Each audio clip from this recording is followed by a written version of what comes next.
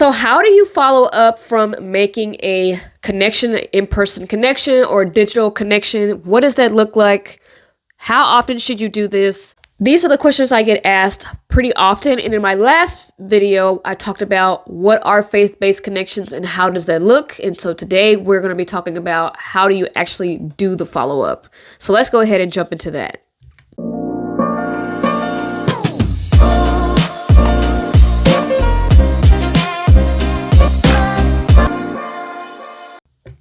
Hi guys, my name is Adora and this is Miss Adora TV, and here we talk about a lot of things faith-based. We talk about business, personal development, our goals, and we talk about life. So that is the thing that you are interested in hearing about. Feel free to hit that subscribe, and we're here every week.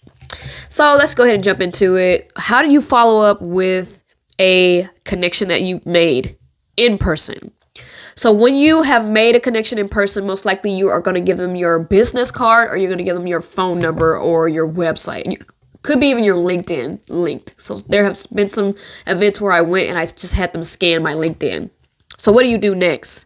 So once you leave the event, you want to make for sure that you, by the time you get home or no later than that next morning, you want to send a nice short message on, hey, Casey, it was a pleasure to meet you at yesterday's event. I enjoyed having a conversation where we talked about XYZ, and let's stay connected. The end. Short and sweet.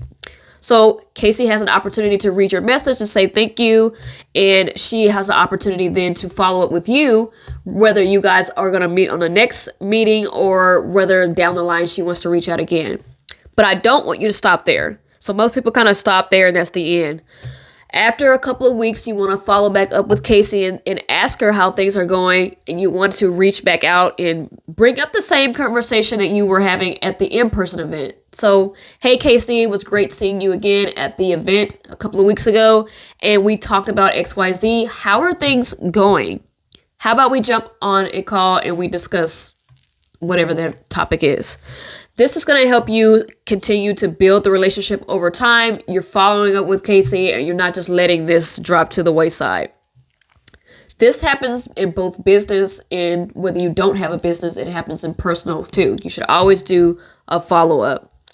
If you have met somebody digitally and you have reached out to this person digitally and they have not responded to you, you want to at least have at least 2 to 3 different follow-ups. So the first follow-up is just saying, hey, have you seen my last message? So the second and the third email follow-up that you send out is going to just reiterate that first message, asking them if there's any information that they may need from you. Are they open to getting on a call with you? And if they aren't open to getting on a call with you, that's perfectly fine. Just give them as much information. You want to be resourceful as possible to help them understand where to go and what are the next steps. Because some people send so many messages that it's just kind of spammy and people don't understand what it is that they're trying to ask from them. So if you are looking to get a in-person meeting with them or you're looking to get a virtual meeting with them, you need to be very clear about what that is, which we call that a call to action. That should be clear towards the end of the message.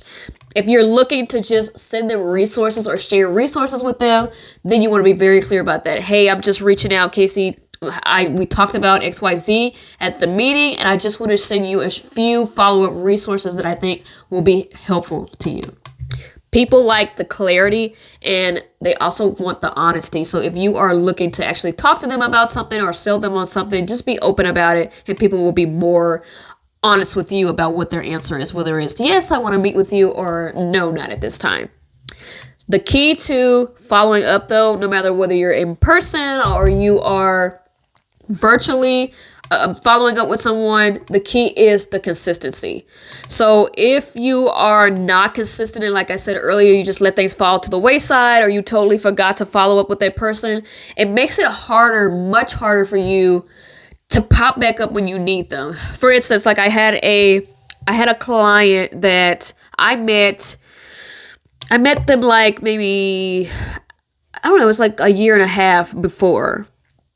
And so what I did was I had my follow-ups going out. They saw all of my posts on LinkedIn. They saw my emails that go out every week. And so even though I wasn't physically talking to the staff at the company, they always saw something from me. And so by the time they reached out, it was definitely over a year, at least a year minimum. They reached out, they were already familiar with me, and they were ready to go. And that's because I had the consistency there.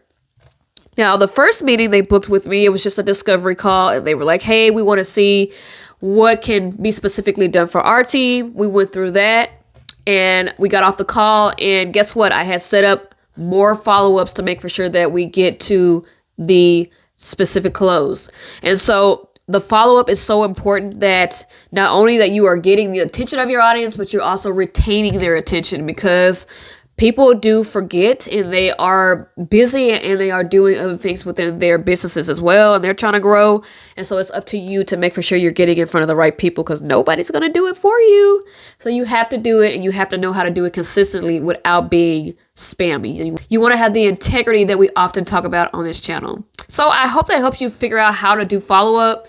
Like I said, it's just about having a consistency in your schedule. There's no wrong way to do it. The only thing that I would say is have a clear call to action on what exactly that you're needing from them. And most people will be pretty open to speaking with you.